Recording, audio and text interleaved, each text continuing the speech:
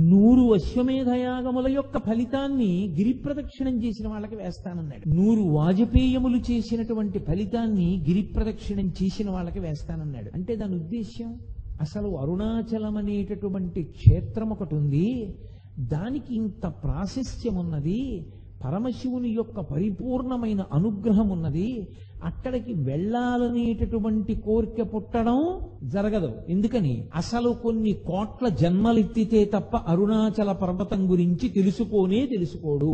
అరుణాచల వైభవం అన్న మాట వినడు. కాబట్టి పక్కన పెట్టే. విన్నాడు, అది మనసులో హత్తుకుని అరుణాచలంలోకి ప్రవేశిస్తానన్న మాట అన్నాడు పో. అహంకారం వదల్లేడు. ఏదో ఒకటి వెంట పెట్టుకుంటాడు. వెంట పెట్టుకుని నేనింత వాణ్ణని డాంబికానికి పోయాడా, ఆయన లోపలికి రానివ్వడు. అహంకార పరిత్యాగం చేశాడా, లోపలికి రానిస్తాడు. అందుకే అరుణాచలంలోకి వెళ్ళాడు అంటే వాడికి ఏదో అధికారం ఉంది, పరమేశ్వరానుగ్రహాన్ని పొంది ఉన్నాడని